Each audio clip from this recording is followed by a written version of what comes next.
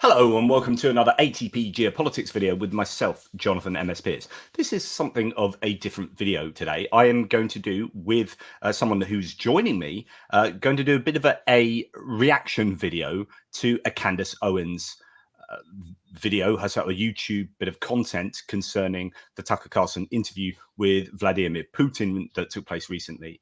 I was contacted by a guy called Tom, who is joining me tonight, an English chap who reached out and said, have you seen this? I think it would be interesting for you. It would be interesting to see you debunk that. And I watched the video for 53 seconds and then turned it off. I was so angry. I was like, I can't watch any more of that. I'd love to do a reaction, but if I watch it, I won't have a genuine reaction. I really want a genuine reaction to this and just hope that my mind is able to react effectively to it. However, Tom has seen it. He's downloaded the transcript. He knows what's going on. So anyway, that's the situation. We're going to go through this. Not all of the video. It's 40 minutes long. We're just going to pick sort of a 7-minute segment, but we might start with the introduction because those 53 seconds were enough to send me off, and it might do that to you too. But anyway, Tom, thanks so much for reaching out and thanks for coming on.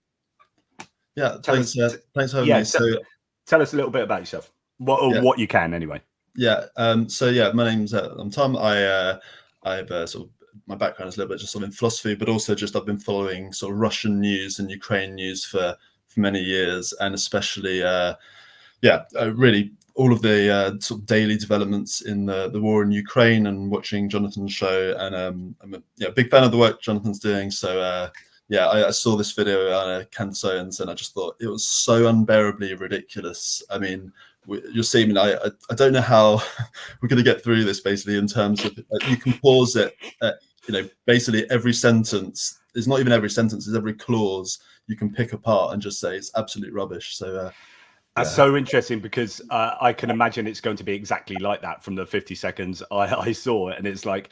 Makes me so angry. And I do love a bit of debunking, but it's amazing how there is so much abject nonsense on the internet. I watch an awful lot of people and they say things with such often, whether it be, I know there's going to be a lot of people out there who are big fans of Candace Owens. We'll talk about who she is in a second.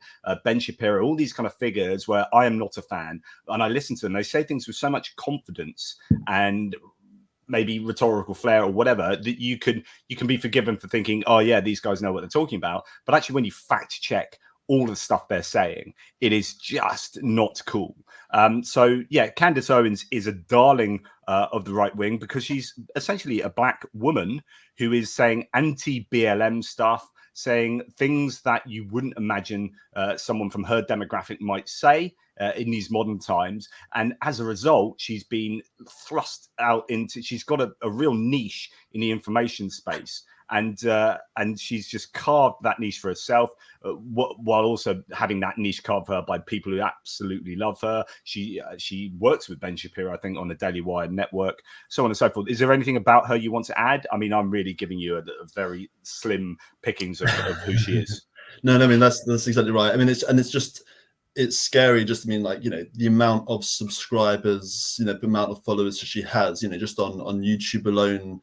2.8 million subscribers. This particular video has 1.7 million views. So that hurts me.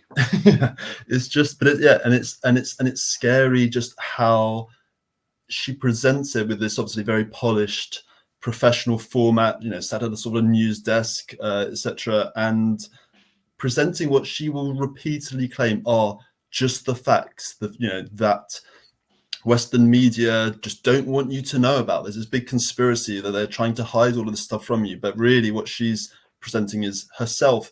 Not only is she missing out facts, but she's actually presenting misinformation. I'll just call it lies, but I mean, like, it's really... disinformation, where if it's purposeful. Yeah. I mean, things she's saying just don't make sense, but it has a big audience. Yeah, and that's so frustrating, the idea that you have such a big platform and you can misuse that in a way that's actually dangerous for global security. You are feeding into, I mean, it's videos like this, I would imagine, and we shall see, but it's videos like this that honestly, and this sounds a bit grandiose, but the FSB will be absolutely like laughing at. They'll be like, "Thank you very much. You have just done all our work for us." And Putin will be saying, "Thank you, Candace. You have been a useful idiot for us." So yeah, Absolutely. really frustrating. I mean, this is the sort of thing which the FSB budget, I'm sure they would happily pay $50 million, dollars or something equivalent for something like this. And Really well, good maybe point. they did. I don't know. Yeah. So let me know if you can hear this. We'll start at the beginning for the first part. Happy Friday, everybody. And today we have a crucial show. Truly. Can you hear that, first of all? Yeah. Excellent. I don't ask you guys this often, but this is one of those episodes where I don't want you to just listen to it. I want you to actually share it with other people, because something happened yesterday that I don't know we would have ever had the opportunity to have this happen had it not been for Tucker Carlson being an independent journalist sitting down. Right. And already, right. Yeah. First of all, it's you get a sense of adulation going here that this is a monumental moment, and she's already asking people to share it. This is you can imagine again the FSB going, "Yeah, please share, like, and subscribe, throw this kind of stuff out there." Absolutely love it. And then independent journalists, lots of people have called into question, even on Ukraine the latest podcast recently, they called into question Tucker Carlson being an independent journalist and he not using any decent journalistic methodology in the stuff he's been doing recently. Well, that's the thing, and you can question both those words: independent, no; journalism, no. Yeah, quite. It's just yeah. Sorry. No, I was just saying it's just being a pre. I mean, it really comes across as, having watched the Tucker Carlson interview as well, it's just a pre-prepared mouthpiece. It's a proper propaganda. Yeah. Peace. Yeah. Vladimir Putin, and the implications are severe. So I'm going to take you through the 5 biggest moments and what they mean. But first, I want to start with this clip from Julian Assange. And it's just always interesting to bring Julian Assange into it, who is a very divisive figure and has been used to undermine some of the democratic, I guess, institutions in the US. So that's an interesting place to start. But we're not going to start there. We're going to go on, if you don't mind, Tom. We go to sort of, I believe it's 5 minutes 50. Is that right? Yeah, around there. Yeah, perfect. Okay, we're somewhere around there. So we'll go for that. Department that is going to convince children of a permanent present, care about this present issue, don't actually even know how to speak your own language or be able to calculate anything into the future. But we're going to convince you that this is an education anyway. It's an abject failure. So when Putin sat down with Tucker, the first hour really was just him focused in describing the history of the Russian Empire. I mean, he started in 8th century. It was stunning. Take a listen. Wow. Well, sorry, I don't want to take over, but it was stunning. He started in the 8th century. That's just amazing. And she's already, so this is, to me, would be, and I have no idea what she's going to say next, but this is a kind of, you're assuming, this is almost circular reasoning where she's just taking an assumption and plugging that into the first part of her, I guess, argument here, which is he is presenting history and not actually some warped sense of Russian rose-tinted revisionist history. He's presenting history. It's from the 8th century and it's stunning. Really? Yeah, I mean, it's ridiculous. The way that she's fawning over Putin, giving an hour-long history lesson in what's supposed to be an interview. I mean, imagine if Biden, in an interview, spent an hour just talking about US history. I mean, they would just say, who's this old guy just rambling on? He's senile, going on about American history. And then Putin gives this massively, anyway, I can even question some of the things he said here when we hear it, because that's what happens next. But, it's really a propagandized version. That's a really good point, though. I mean, goodness me, we've heard nothing so far, but to fawn, as you say, over Putin giving this hour-long historical tirade that actually most other analysts have kind of laughed at, have pointed out as being just not what Tucker Carlson wanted.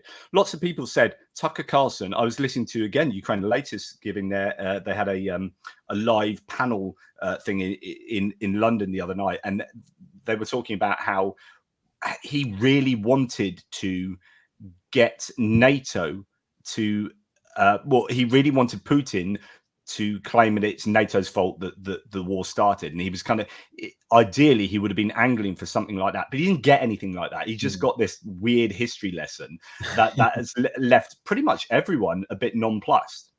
Yeah. Listen.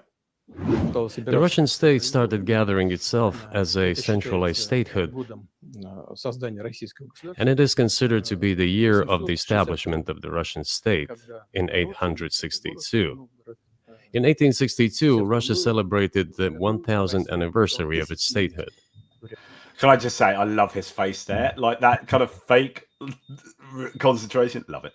The next very significant date in the history of Russia was 988. This was the baptism of Russia. Back in the Middle Ages, Prince Yaroslav the Wise introduced the order of succession to a throne. So yes, Like that's a like if I'd been looking forward to this huge coup of an interview, and like that's the kind of stuff I'm getting, I'm like, really? Was this worth it? And as you say, if Biden did that, you'd be laughing all the way to the pub. Yeah, exactly. People were just saying he's just rambling, it's sort of senile rambling, it's nonsense. And I would just say here, like even what Putin said there is, you can argue against that. I mean, it's a propagandized form. So two things, he mentioned a couple of things there. I'll just quickly say. So please do. He said the year of it's generally considered to be the year of establishment of the Russian state in 862 AD. Now that's not even really true. So 862 was when what's known as the Kievan Rus was formed. So this was it was a state formed by essentially the Varangians, who had sort of some history going back to Swedish Vikings. Now the Kievan Rus itself lasted a couple of centuries, but by the 13th century was really in decline, and then it was finished off by the Mongol invasion. So the Kievan Rus ceased to exist. And it was a state which, as I say, centered on Kiev, and but then the Mongols essentially invaded, and that state ceased to exist. What you then had were a number of principalities, smaller states, which essentially were vassal states of the Golden Horde, of this Mongol state, and they were paying tribute to the Mongols, or what later were known as the Tartars. And it's during this time, so in about then 1262, 63, that some territory known as then a Duchy of Moscow starts to form, and it starts to grow, and it starts to sort of succeed in gaining more territory, and eventually it starts to overpower its sort of parent entity, the Golden Horde. And it's really only about 400 years. So this is 400 years later, after 862. So we're talking 1263, about 400 years after 862, that this Duchy of Moscow really forms and starts to grow. And this is really the kernel, the starting point of the Russian state. So what Putin's doing here and talking about Kievan Rus, it's some predecessor state. It's this Kievan Rus also is where later, it's a territory which sort of over this Eastern European plot of land, but also Belarus and Ukraine can also claim to have some sort of historical links back to that. But in terms of the Russian state really was formed 400 years later. It's a bit like really France claiming the year of establishment of the French state was 753 BC, when Romulus and Remus in Rome. It's, yes, you might have some cultural, linguistic links to this predecessor state, and you might have some geographical overlap with this preceding state, but Russia itself that was not formed in 862. This is where I want to sidetrack a little bit. So you've got a background in philosophy, you've got qualifications and whatnot, and you told me that one of your interests is ontology. And for those who aren't philosophically minded who are watching this, ontology is kind of the discussion of existence, how things exist and what they are, etc., etc. And this is really, really important to understand with regard to what Putin often does. So I would say Putin is an essentialist. And what I mean is that he believes certain things have essences.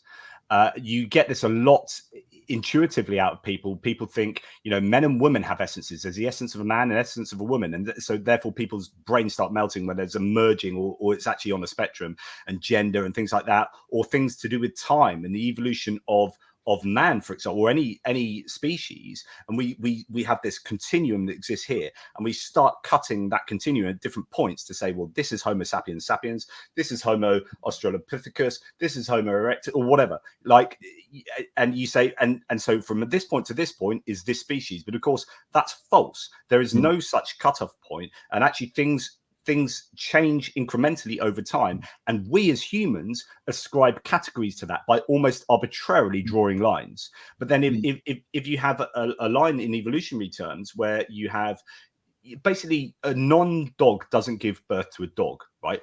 Dogs evolve very slowly over time, and we ascribe the category of dog to that, right? It's a very human conceptual thing. So I am what's called a conceptual nominalist, which is these categories don't exist. They only exist in our heads as concepts. Now, why this is super important is because Putin thinks that Russia has some kind of essence, some kind of objective facticity, some kind of idea that exists outside of our minds that you just can't argue with. There's an objective truth, like a soul. Like that Russia exists. And all the characteristics of Russia, all the traits of Russia are set in stone, and that is what Russia is. And by the way, Ukraine is part of that. And so when we argue that no, Ukraine has a right to self-determination and independence and blah blah blah, that doesn't work, because objectively it's part of Russia, whether you like it or not. Does that make sense to you, Tom? Yeah, no, exactly. So he's like you're saying, Russia has this sort of essential essence, and he's taking it all the way back to the formation of the Kievan Rus. But conversely, he's saying Ukraine itself doesn't have its own inherent essence or existence. It's the idea of Ukrainehood or Ukrainian state. There is meaningless term for him. So he's saying it doesn't have any real truth to its existence, but the Russian state does. But when he's talking here, which is cherry picking, right? Because he goes back to a certain point in time and says that's when Russia started existing, and like someone else goes, well, actually, I think it only started existing here, like you've already said. Someone else says no, it exists over here, and someone's like, and I would say, well, Russia is just whatever most people think Russia is. And right now, if we agree on a map, then that's kind of what Russia is. But you can argue that it's not that, and that's fine. It's a consensus thing. But anyway. So basically, when he talks here about 862, about the foundation of the state, and then he also talks about the baptism of Russia in 988. I mean, both of those points you could just make as equally about Belarus or Ukraine. They don't apply to Russia specifically. Yeah. That was quite stunning, and people were going, I couldn't pay attention to him going through that, because in America, they want you to be ADHD. They don't even want you to be able to focus on hearing anything long form. I love this. Goodness me. Right. So this is something I've seen a lot of at the moment, which is denigrating America.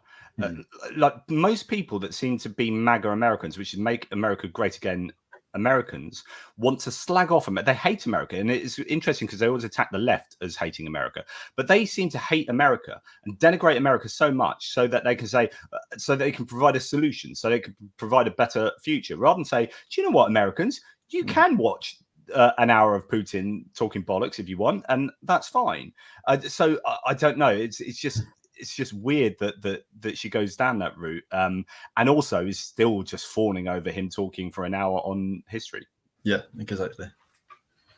In America, as I said, we are definitely not allowed to learn history, not our history, least of all the history of the Russian Empire. What? Not allowed to learn history. What? I know. So, and what's she like? I can imagine if she's talking about, well, you know, maybe she's being anti-BLM or something, and saying, well, some of the ideas of learning Black history is problematic, and you know, and she's involved in that whole scene. Like, okay, there might be some issues with history, but no one in America said you can't learn Russian history. Like, what's going on there? Yeah, and it's just all these conspiracy theories about, oh, you're not allowed to learn history, and America is trying to get people to have ADHD and trying to force people to have no attention span because there's all some sort of, I don't know, Illuminati theory that's trying to keep us all, our minds controlled. Oh, jeez.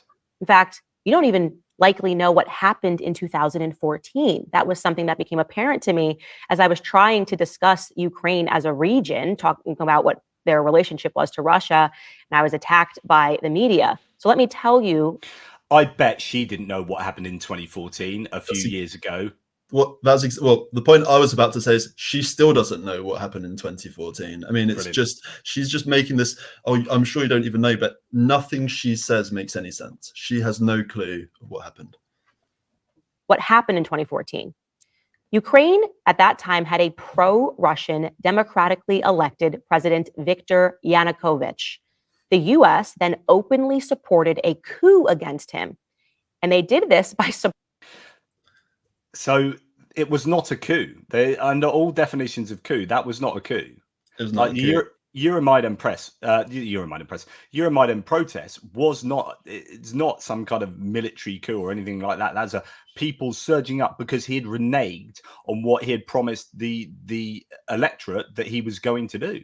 Exactly. I mean, and I think just it's also worth having a bit of like history quickly about Yanukovych, because when we talk about him being a democratically elected president, I was going to mention that. Yeah. I mean, it's arguable. I mean, look, there was an election, but let's first just have a bit of history, because she's saying it's important to know the history, right? So Yanukovych, this is a guy who was twice convicted and sent to prison for assault and robbery. He's also been charged with fraud, bribery, property theft, accused of brutally beating and raping a woman and then paying for her silence, and then not to mention then later also being accused of mass murder and treason in relation to the Euromaidan protests. He ran for president in 2004, and they have sort of two rounds. There's an initial round of voting, and then they had a second round where they, I think, take the two sort of leading candidates. And he initially looked like he'd won. So they initially said the results came through and it looked like he's won. But everyone said, that's rubbish. This is obviously rigged. There were huge protests. And this was known as the Orange Revolution, big protests in Ukraine. And then it went to the Supreme Court and they declared the results invalid. They said, yeah, let's just run the voting again. And when they reran the results, he lost with 44% compared to 52% compared to his opponent, Yushchenko. So this is someone with a history already, we know, of basically rigging elections, because if you're going to apparently win, but then suddenly on a rerun go down to 44% versus 52%. And then, okay, so 6 years later in 2010, he runs and he does get through this time. I mean, there were accusations of election fraud, but he gets through. But it's still questionable, really, how legitimate was that? Because then he's in power. The following year, his main opponent, Yulia Tymoshenko, she's put basically in prison. In the 2012 parliamentary elections, so this is parliamentary elections, not presidential elections, the results were like heavily criticized as undemocratic, abuse of power, excessive use of money. Monitors criticized the tabulation of the vote count. The OSCE confirmed reports of voters being blocked from accessing voting booths, even being attacked, voting records being falsified in favor of Yanukovych, or his party rather. And much of this was done by also the Berkut Special Police Force, who were later used in the brutally attacking citizens during the Euromaidan attack. So this is a guy who has a lot of history of not only being a criminal, but also of interfering with elections. And so being undemocratic, I mean, is literally the opposite of what she says. And of course, for anyone who's watching this without the first clue of the history of Ukraine, which was probably much of her audience, as she's already accused them of being, she is, as you've said before, feeding them disinformation. This is essentially Russian propaganda, and there is no other way of looking at that in my books. Yeah, absolutely. And then, and this is someone who is essentially a Russian puppet, right? and with the support of Russian regime. I mean, and then look at the sort of elections that we've seen, in Belarus and Russia. They don't really hold up to give a lot of confidence as to being sort of democratic elections. And so when she starts by just saying, "Oh, he's this democratically elected president," I'm like, well, I'm not so sure. Everything, as you say, every clause she states is an alarm bell. But yeah. By supporting, and I'm not even going to believe this, far-right neo-Nazis. Oh, here we go. Yeah. Here we go. So the old canard, which is that Ukraine's full of neo-Nazis, which is the supreme Russian talking point, there's long been debunked. They've got a smaller percentage of far-right votes in Ukraine prior to the war than I think pretty much all other European nations. Yeah. Like the far-right is underrepresented in Ukrainian politics. Like it's just yeah. I mean, it's so ridiculous, and I mean, again, I'm trying not to dominate this, but there's so much wrong with what she's said. I mean, even just taking the sentence as a whole, but also splitting into parts. Questioning it's not a coup, and it's not about neo-Nazis, but also the fact that she links them together.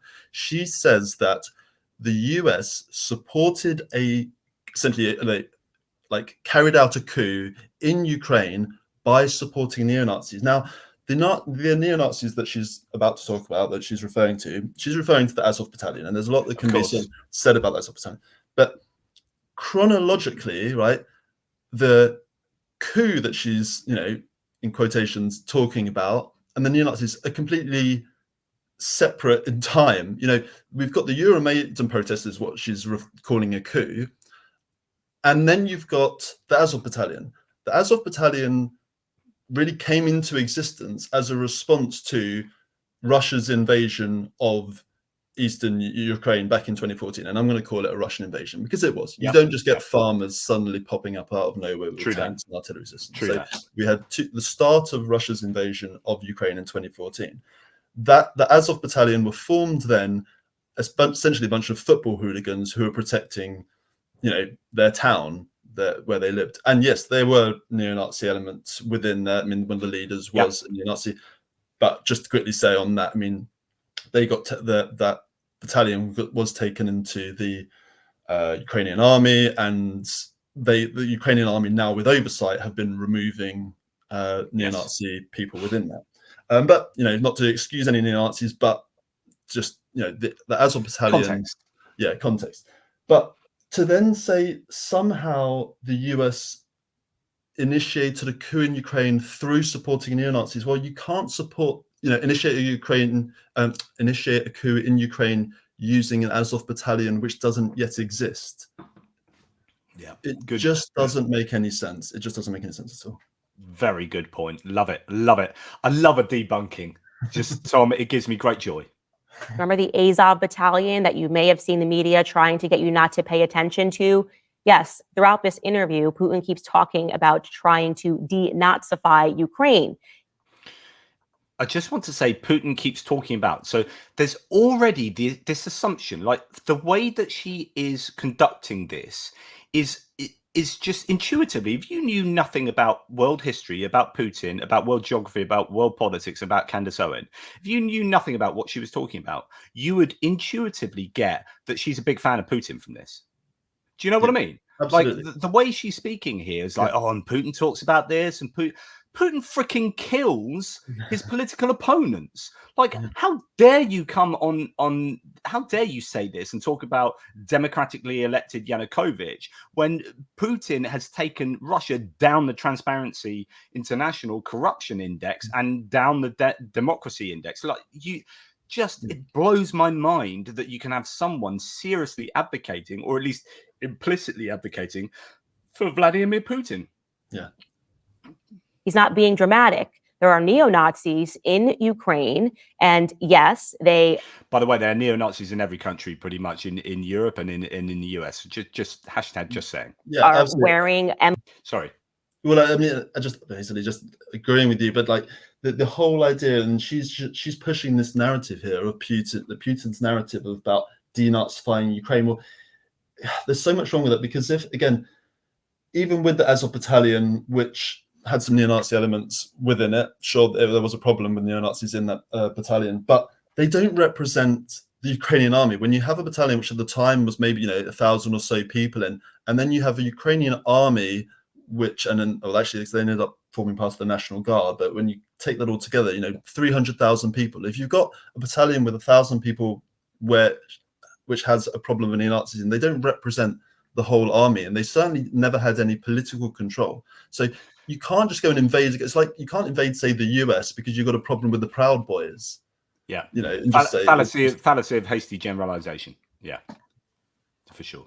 Emblems of swastikas and things of that nature to recruit people, talking about the supremacy of the Aryan race. And before 2021, our media told us how bad this neo-Nazi problem was in Ukraine. Take a listen to this Time correspondent who traveled to Ukraine in the summer of 2019 to investigate their white supremacy problem. Over the last few years, experts in violent extremism have grown especially alarmed about the Azov movement. The group emerged from the revolution that swept across Ukraine in 2014, and it has gotten a lot stronger amid the ongoing war with pro-Russian forces in eastern Ukraine. The official symbol of Azov, it's a version of Volksangel. It was one of the symbols of one of SS division during the World War II. It is one of more or less usual symbols for neo-Nazi groups all over the world. Is there anything you want to say to that at all? Yeah, I mean, so there's a really, really important thing here is that there is a difference between the Azov movement and the Azov battalion, or the Azov regiment. So the Azov regiment, which essentially is a military force, essentially, it's a regiment that's now part of the Ukrainian army. They are being used to defend their homeland. Now, the Azov movement are separate.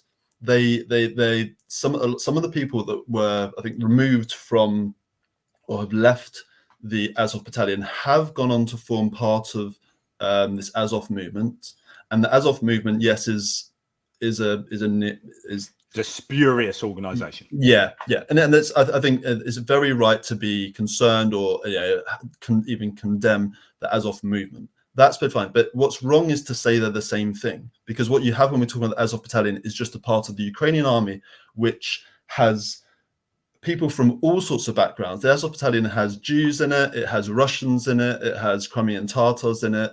I mean, there were no complaints from the Jews living in Mariupol and in the area from suffering, racist attacks from the Azov battalion. They didn't have a problem with the Azov battalion. The Azov battalion or Azov regiment is different to the Azov movement.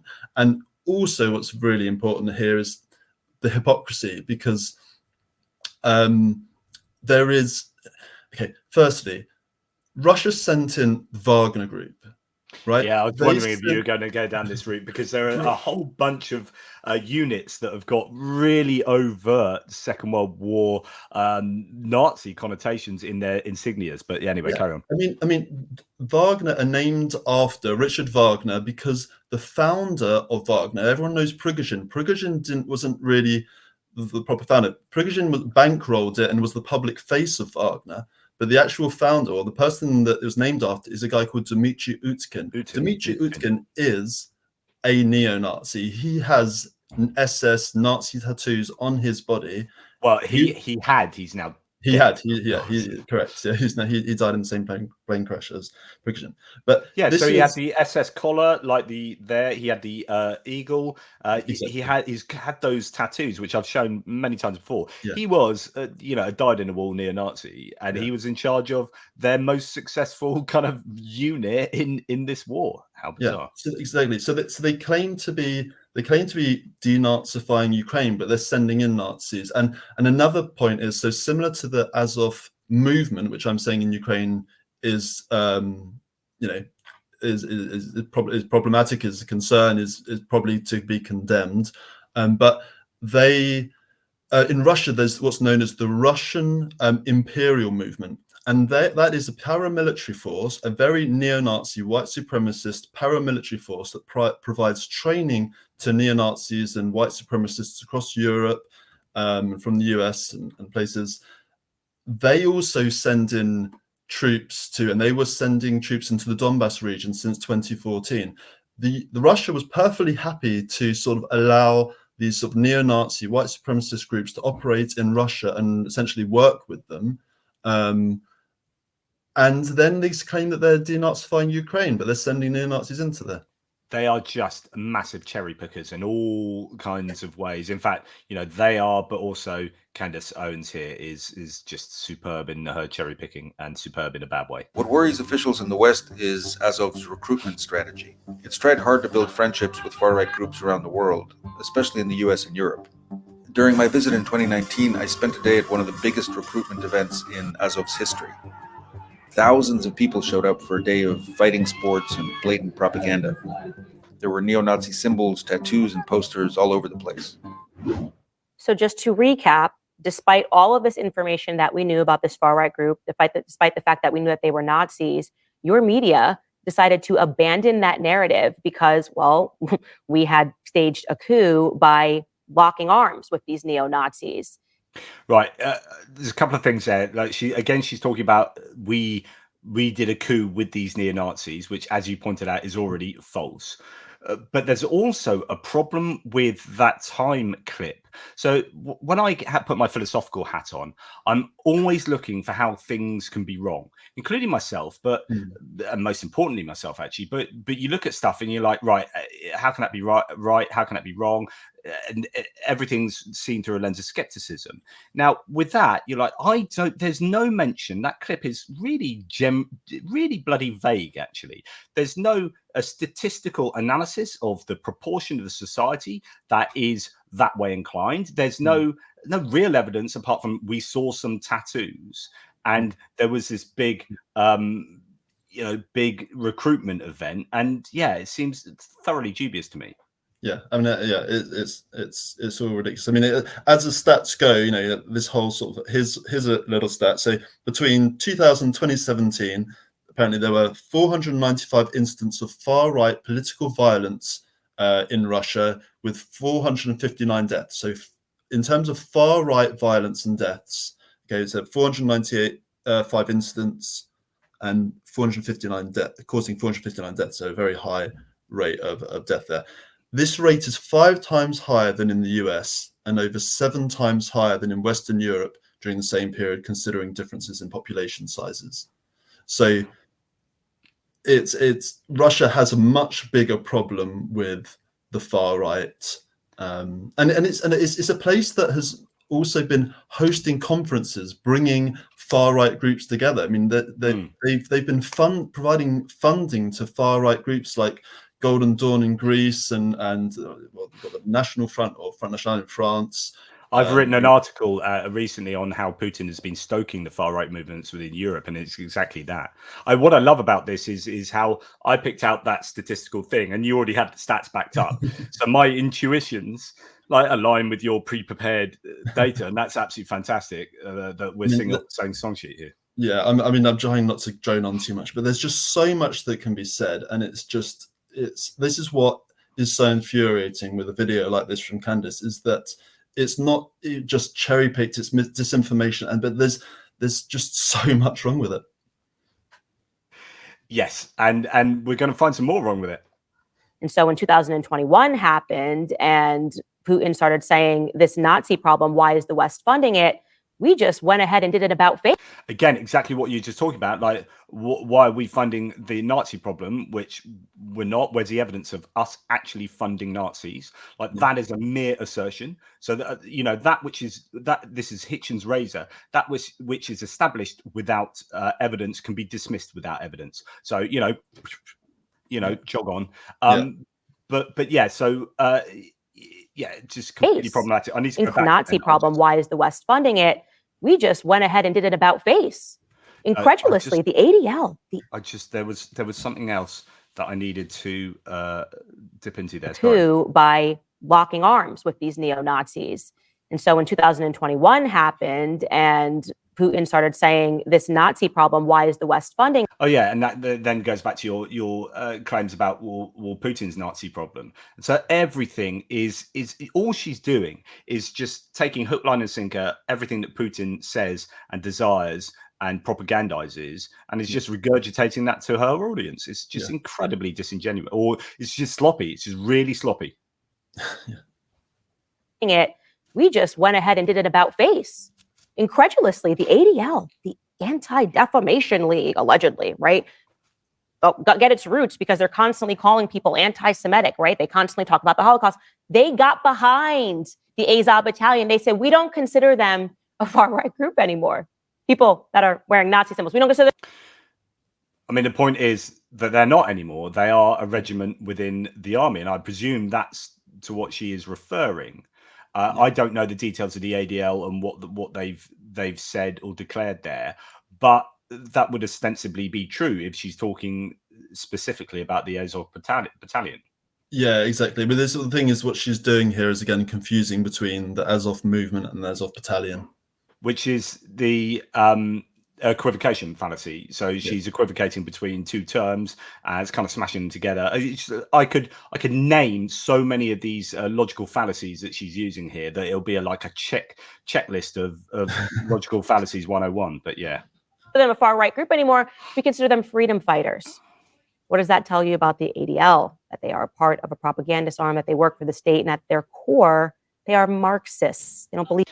And here she's going down her, like, this is where she wants to go, like, have a dig at these elements within the US that she hates, make some links with Ukraine that she appears to hate, loves a bit of Putin, and then it's believe any of the things that they say. They just want to censor speech and control speech. These are all fraudulent groups. Is she just lecturing on censoring speech? And you can't even, in Russia, you can't even say war. Like, it has no freedom of press. Like, I know there's an issue of whataboutism here. Like, so that Russia does things badly doesn't excuse if Ukraine does things badly, right? So I do get that, and it's dangerous to solely concern ourselves with that. However, to completely ignore far more egregious examples of the criticism she's making from Russia is to be incredibly dubious here. Yeah, I mean, it's unbelievable when she says, accusing ADL of being a propagandist arm. She's a propagandist at this point. Yeah, true that. So yes, going back to this narrative so that you understand, we then installed a puppet regime, Poroshenko, on Russia.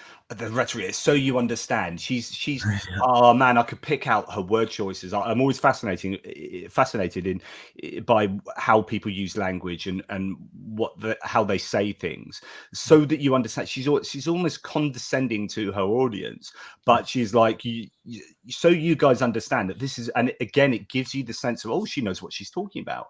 It's that confidence that she breeds here that I think is exactly. I mean, exactly, and it's just like, so you understand, like, the installed a puppet regime with Poroshenko. It's like, it's not. We didn't install a puppet regime. What you had were elections after we've had a very dubious election interfering president who himself was a certified Russian puppet. You can't. There's absolutely no evidence that Poroshenko was a US puppet. Yeah. Russia's borders, and what happened was it prompted a civil war in Ukraine. Okay, now pay attention to the fact that this happened. Okay. Civil war.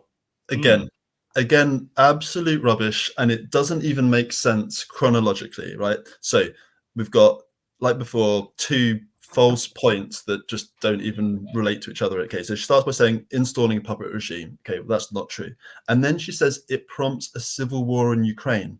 Okay, so she's essentially making the claim that Poroshenko coming into power prompted a civil war in Ukraine. Well, there wasn't a civil war in Ukraine. What you had was an invasion of Ukraine by Russia. But again, whatever.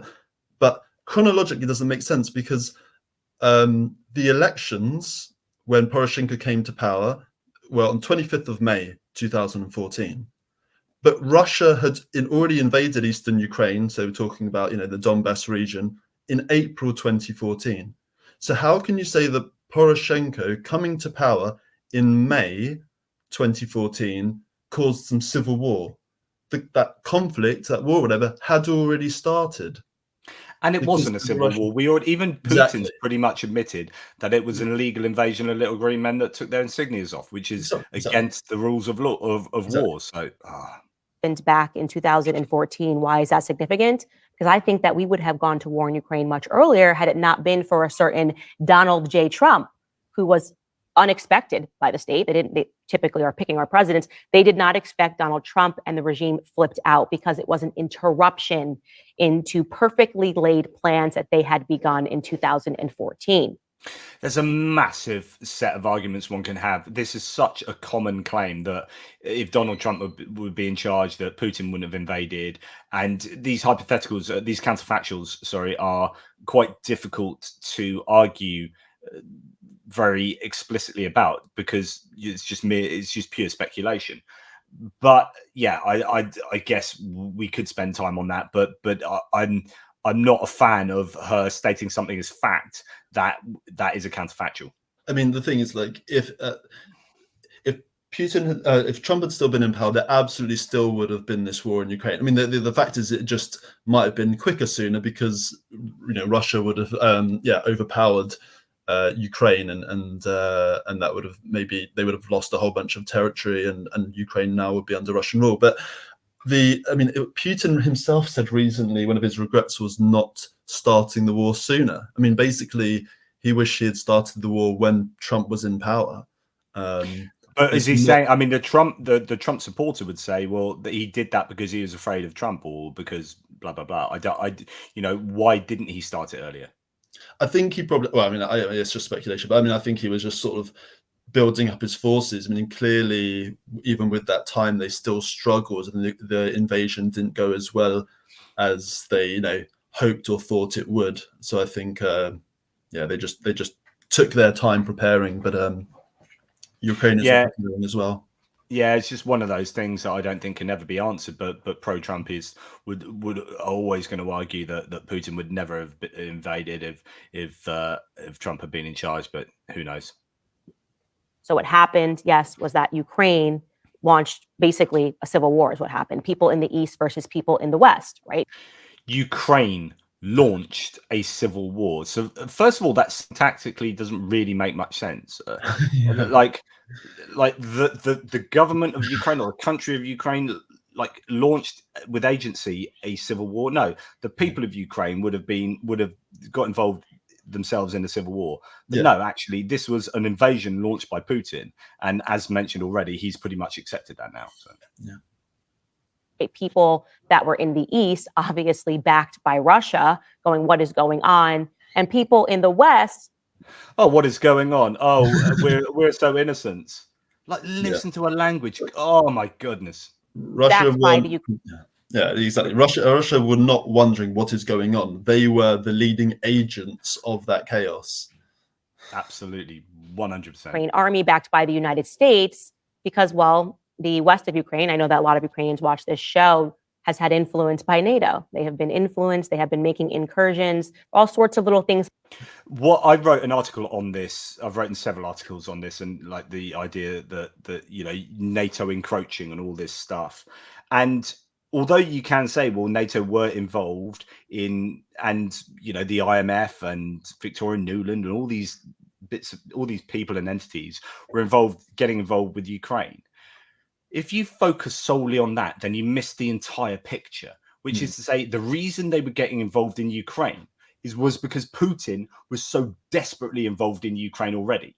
So if you are going to say NATO encroached, you are ignoring that Putin has already been encroaching, and has in fact been more than encroaching. He's been interfering in democratic elections there since the 1990s, right? So I absolutely despise the blame NATO, because it's just cherry picking what you're looking at, and it infuriates me. Yeah, I mean, it's complete rubbish, because the fact is, Ukraine wants to join NATO, and we've been saying no, basically. Like we have rules about you can't have conflict, ongoing conflict, and there are I think there are probably also maybe some whatever other concerns, maybe about sort of Ukraine, and I don't know whether there's been corruption or other sort of concerns, but the idea that we are forcing NATO on Ukraine is just obviously false and absurd. And it completely takes away their own self-determination, their own desires, and it sees. And this is, I wrote an article on this, broadly speaking, that having that kind of discussion, that it's either NATO encroaching or it's Russia encroaching, forgets that Ukraine exists here, and that they have their own agency. And, how about asking them what they want instead of seeing it solely as a political football being kicked between two opposing sides? There are three elements to this, and the Ukrainians are arguably the most important element. And if they say on a majority that they want to join Europe or move closer to Europe, and they want to join NATO, then that should be listened to. Yeah, I mean, they're happening. Sorry. That they sort of like to push this idea that NATO is a threat to Russia, and Ukraine joining NATO would be a threat to Russia. But Putin himself has said, he doesn't consider Finland joining NATO to be a threat. The point is, it's not, NATO isn't a threat to Russia. NATO is a threat to Russia's or Putin's plans to invade Eastern Europe. Yeah, NATO undermines Putin's plan to reform the Russian Empire, which is really in my opinion, his goal. He's following. I won't get into it, but you got basically Alexander Dugin. He's trying to follow this plan of reforming the Russian Empire. Yeah. In fact, I was talking about this when the war broke out. I was trying to draw people to the fact that what is happening is really sort of a civil dispute that has been going on for a very long time. That the majority of people that lived in Ukraine spoke Russian until they started mandating that they no longer teach Russian in the schools. This is kind of trying to change the culture. And when that's wrong. Yeah, well, yeah, it's wrong. That's what you'd say. Yeah, the majority of people living in Ukraine do not speak Russian and did not speak Russian, as she claimed. She just said the majority of people that lived in Ukraine spoke Russian. That is false. I mean, if you look into it, the national average is maybe about 30%. In some of the eastern regions, there are certain places around the Donbass, and certainly Crimea was majority Russian speaking, but the country Ukraine was not majority Russian speaking. And even when you look at Kharkiv, which is there's historically been probably majority Russian speaking, that is a city that has been very strong in its repudiation of Putin and the Russians. So it means nothing anyway. The US is majority English. Doesn't mean jack in terms of my ability to go and invade it on behalf of the UK. But there you go. When I talked about these facts right at the outbreak of the war in 2000, these facts. Just dropping these facts in, just going to repeat the word facts so that you know that you guys understand that I'm confidently saying these are facts and they're just assertions.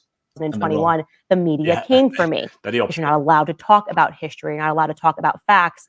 You're not allowed to talk about history. You're not allowed to talk about facts. I hate rhetoric like this. I absolutely despise it. It's like, we can't say this. This is a really popular thing that you hear, particularly, and I'm going to pin my politics to my mast here, that you hear this so often from the right, particularly in America, which is like, we're not allowed to do this, and they're like, can you show me an example of where you're not actually allowed to do that? Yeah, you can talk about history, you can talk about facts. The problem is, Candace, is that you're spreading lies, disinformation. This is just rubbish. You're selling things which aren't true and giving across the wrong picture. I'm not allowed to say Merry Christmas. Go and say it. Merry Christmas. Who stopped you? Who said, did anyone stop you? No, just give over. And the narrative at that time was just that, Putin's trying to rebuild the Soviet Union. Nothing happened in 2014. These are actually headlines that are written about me. Behold the face of pure ignorance. Correct. Do you know what? This is a first... I love it, Tom. Correct. It's the first correct thing that she said. Brilliant. Candace Owens mocked by Pulitzer-winning historian for Ukraine comments. Surprise, another headline. surprise. Candace Owens backs Putin's claim that Russia created Ukraine. No, I wasn't She's pretty much done that. Yeah. backing Putin. I was just obviously talking about the truth. that this was. I wasn't backing Putin. I was talking about the truth. It just so happens that what Putin says is the truth. And so by me saying the truth, I am backing Putin. But I wasn't backing Putin. I was just saying the truth. Yeah, it's rubbish. It's all a part of. Sorry, my fingers went nuts. No, carry on. The Russian Empire, that obviously people were majority speaking Russian, that this dispute that is going on is something that we should put into a historical context, which is what Putin did in the interview last night. Oh, well done, Putin. Let me fawn over you some more. What we need to do is put this in a historical context, which Putin did. It is so well done. So now we know the truth. Yeah, I mean, it's just, and it's like this sort of argument of like, let's just have some context. So what's the context that she's trying to highlight here is she's saying this was all part of the Russian Empire. Everyone spoke Russian anyway. So historical context, this is some sort of justification for Russia to claim Ukraine doesn't exist and we're going to just conquer it regardless of the will of the people there. It's just absurd. I mean, imagine if the UK invaded Ireland and said, well, you all speak English, you're really nearby geographically, and we did rule over Ireland for 700 years, so we've got some historical claim and we deserve to rule. It's ridiculous. You can't just say, oh, at some point we ruled over you and you speak the same. Is that like the essence of Great Britain or the essence of the UK includes Ireland? It's just an objective fact, and if you deny it, you're just arguing against your parents or something like this, that you don't really understand that you are and always will be part of us. It's like, no, people can actually decide who they're part of, and they don't want to be part of you, they can tell you to sod off. Exactly. So to be clear, to acknowledge history, to talk about the language that is spoken, to talk about programs that is trying to change the main language that is spoken, does not make you a Putin puppet. That just means that you're acknowledging history, which is something that the West now wants to condemn. So the West now wants to condemn history, or people who acknowledge history. Like, who's doing that? No, we condemn people who bastardize history on behalf of a narcissistic dictator. Yeah, that's what we condemn, and I condemn you for doing it. I do condemn you, Candace Owen, because you're sowing disinformation.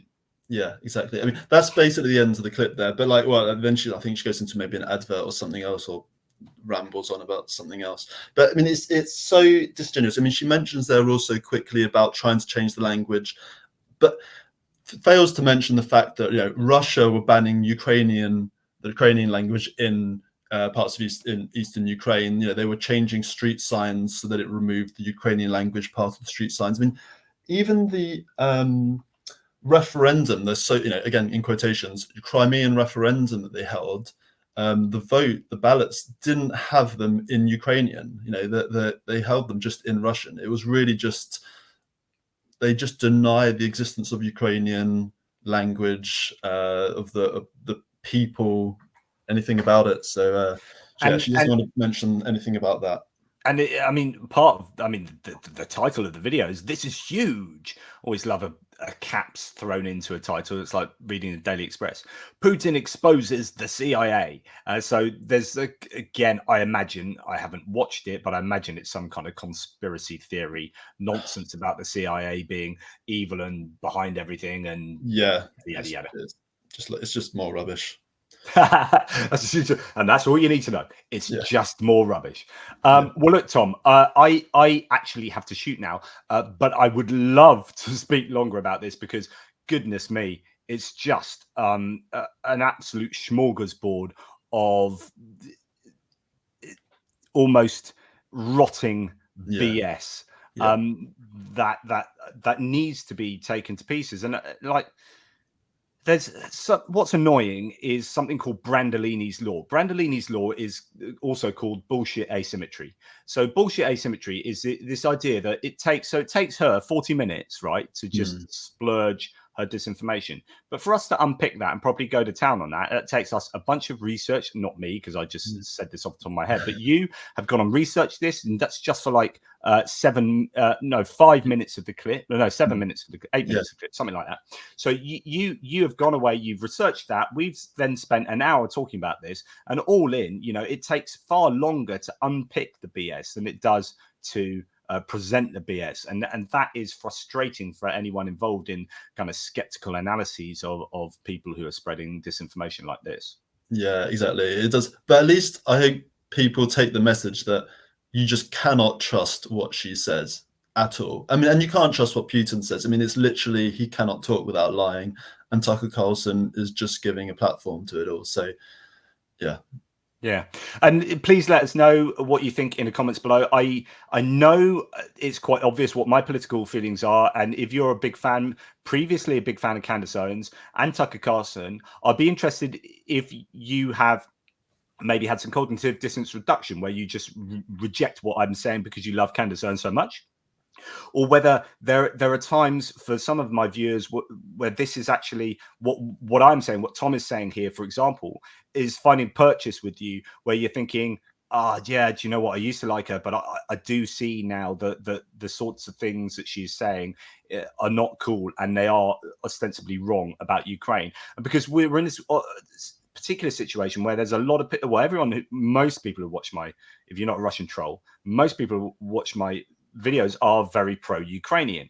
And so when I then talk about people like Candace and Tucker Carlson, who you may have liked, you get that cognitive dissonance, which is, here's a core belief I have in my head, and here's some evidence against that belief, and something's going on here. Well, what's going on is, here's a core belief that Candace Owens and Tucker Carlson are cool, and everything they say is generally right. At least that's what I previously believed. And here's the fact that I support Ukraine, and that's cool. Right. And then these two things are coming against each other, and something has to happen in our minds. Now, I would hate it if the Tucker Carlson, Candace Owens side of things subsumes the Ukraine, and you believe these people more than you believe people like myself, or what you know about Ukraine, or what you've been finding out about Ukraine. That would be depressing. So I'd be really interested in the thought processes of some of my viewers if you are on that journey.